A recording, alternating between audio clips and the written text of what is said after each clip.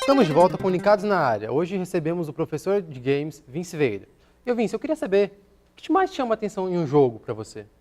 Bom, primeiro de tudo, para mim, particularmente, eu olho para duas coisas, na verdade. Eu olho muito para a história do jogo, eu olho muito para um roteiro de jogo, e eu olho muito para a mecânica do jogo.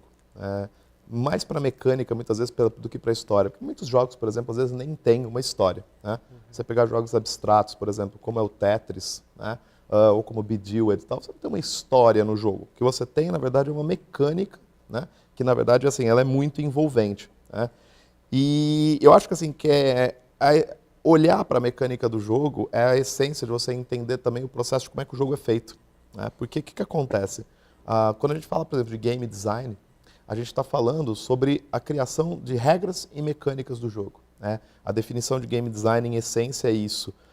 As pessoas confundem muito, assim, que design de jogo é o 3D, é a parte gráfica. Não, são componentes desse processo. Mas game design, em essência, é você criar, desenhar regras e mecânicas para o jogo. Né? Como é que ele funciona, que é essa a essência de qualquer jogo. A gente tem, assim, exemplos clássicos assim, de jogos que são extremamente sofisticados em termos gráficos, eles são extremamente sofisticados em trilha sonora e tal, mas você tem problemas de mecânica. Um personagem assim, ele é ruim de você comandar, você não entende o que você tem que fazer nas fases e isso desestimula o jogador. Né? Ainda mais quando a gente tem jogos hoje que são tão, às vezes, muito grandes, que demandam muitas horas, por exemplo. Né? Então, assim, por mais complexo que eu acho que seja o jogo, a mecânica dele tem que estar muito clara para o usuário. Né? Mesmo quando você pega um jogo como um Diablo 3 que está saindo agora, né?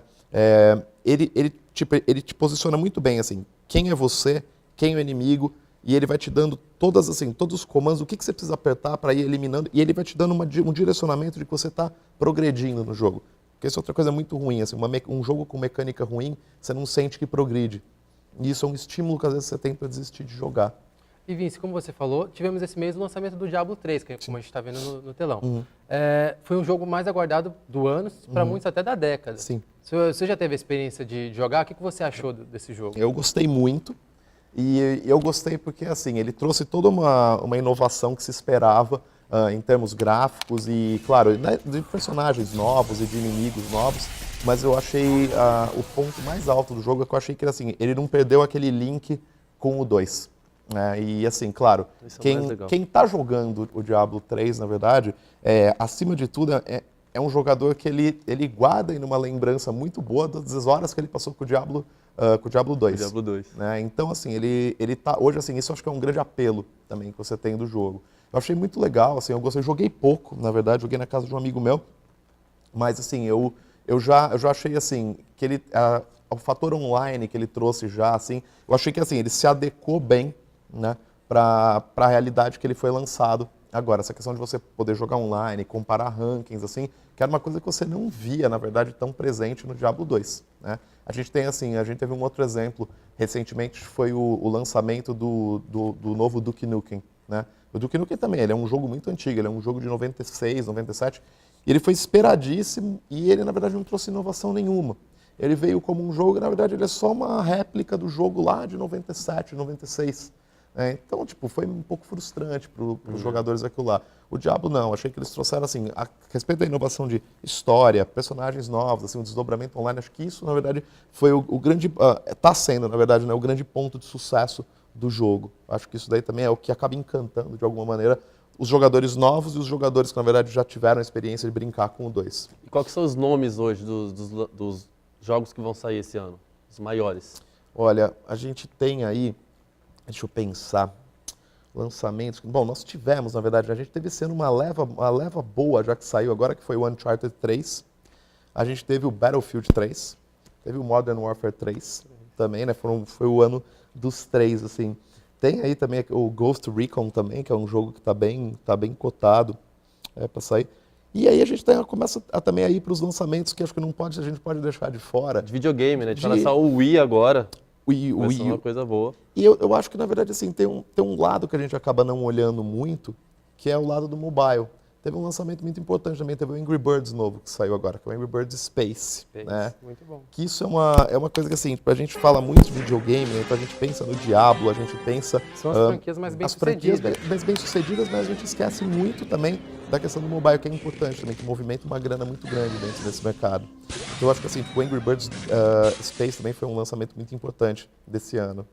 E Vince, hoje é normal, com essas novas tecnologias, jogar videogame com todo o corpo. Sim. A gente tem acessórios como o Kinect, do Xbox, o Move, do PlayStation, e o próprio Wii, que a gente comentou.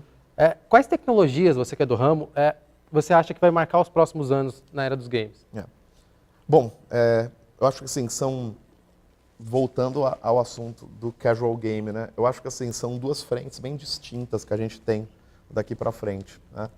Você vai ter cada vez, na verdade, assim, você vai ter jogos que, na verdade, vão privilegiar esse público casual, esses jogos de dança, esses jogos, na verdade, que você usa nessas ferramentas como Kinect, como Move, né? São jogos mais casuais. Você vai ter uns jogos híbridos que você já tem hoje, são jogos que você joga com controle, mas você permite voz, permite movimento para interagir com isso. E você vai sempre ter também, eu acho, o jogo de controle mesmo, sentado, prestando atenção na tela. Você acha que as próximas gerações de videogames, o próprio PlayStation, o Xbox, não podem abolir isso? Eles devem manter? Eu acho que eles acho que eles vão manter, até porque teve um comentário muito bom de um executivo da Microsoft que perguntaram para ele, pô, vocês fizeram o Kinect e tal, e aí, assim, sabe? Porque a gente não tem, você tem jogos, assim, excepcionais pro Kinect, assim, você não tem, você tem muita coisa experimental, você tem muita coisa, assim, que repete coisas do Wii para ele. É pra jogar com a galera. Né? Pra jogar, então, ele é bem social, ele é bem casual, mas ele não tem jogos muito bons. E eu gostei muito do comentário que o cara falou, na verdade, né, o Kinect, na verdade, ele é um bom estudo para como a gente pretende que as pessoas naveguem no Windows no futuro, que é usando voz e usando movimento, que é o no touch, né? Que você, na verdade, você movimentar a coisa, uma coisa bem Minority Report, assim, que você consegue né, mexer com tela sem tocar nas coisas. Então tem muito isso também. A gente não pode esquecer que essa área de entretenimento, ela converge, na verdade, para... Dos games, ela pode servir para informática, por exemplo. Com certeza, com certeza. Porque, na verdade, uma coisa puxa a outra. A tecnologia de um puxa a tecnologia do outro. Né? Então, eu acho que, assim, sempre vai existir as duas pontas. Né? E eu acho que tem uma terceira que, justamente, de novo, é o mobile. Que é a possibilidade agora de você estar em movimento, estar com o seu iPhone, com o seu iPad, jogando essas coisas todas. E assim, como você falou, é bem complexo, é bem subjetivo, mas se você pudesse definir, o que você acha que faz um jogo um blockbuster? Assim? Bom, eu acho que hoje, assim, você tem duas frentes para definir um blockbuster, né? Você pode ser um God of War, que ele é um jogo que ele traz o quê? Que ele traz um aparato de história muito forte, né? Ele tem um investimento muito grande em história, personagem, né? Tem uns enigmas lá, tem coisas espalhadas pelo meio do cenário, mas em essência é um jogo de porrada, é o famoso jogo de Hack and Slash, assim. Você vai quebrando tudo, né? Mas ele tem uma história muito boa, né? Eles trazem todo um aporte mitológico, né? Você pega o Uncharted 3, ele tem um personagem muito forte, né? Ele pega a questão lá dele, coloca o personagem no meio, ele é tipo um Indiana Jones, ele é um cara que tem uma história construída capítulo a capítulo, né? Então você tem, claro, isso gera franquia. Isso já era o Uncharted 1, o 2, o 3, o God of War 1, 2 e 3. Agora tem uma outra questão, que é o segundo tipo de blockbuster. De novo, volta aos Angry Birds, né? Que você consegue fazer o quê? O jogo em si, ele é muito simples, né? O jogo ele é muito simples. Você puxa o estilingue, solta, assim, só que o que acontece? O jogo ele se torna um blockbuster não só pelos downloads do jogo. Ele se torna um blockbuster por toda a cadeia de produtos que ele gera. Porque você tem chaveiro, você tem caderno, você tem agora um parque temático na Finlândia, dos Angry Birds. A própria repercussão dele, né, com os jogadores na rede social do Angry Birds foi uma coisa que angariou muito as vendas dele. Muito, muito, muito.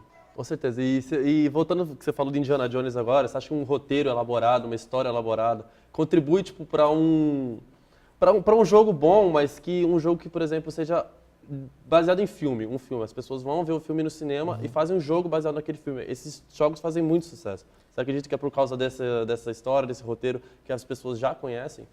Na verdade, assim, os últimos jogos de filmes, assim, que eu vi, assim, puta, eu achei bem ruins, assim, sabe? Por exemplo, o Avatar, o próprio Homem de Ferro, o do Lanterna Boa. O Lanterna Verde, o filme já é muito ruim, ele já não ajuda muito nesse sentido no jogo.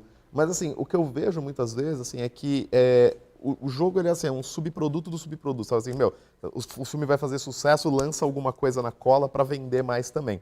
né? Por isso, assim, eu não sei, o que eu acho legal é que é o seguinte, hoje você tem um cenário muito bem desenhado, que você tem games de filmes, só que você tem filmes de games também. Você tem, assim, os dois pontos, né? Então você tem, antigamente você tinha, sabe, Léo, você tinha lá um filme do Batman, que ele gerava um jogo do O Batman. Max Payne, né? É um Max Payne. exemplo desse.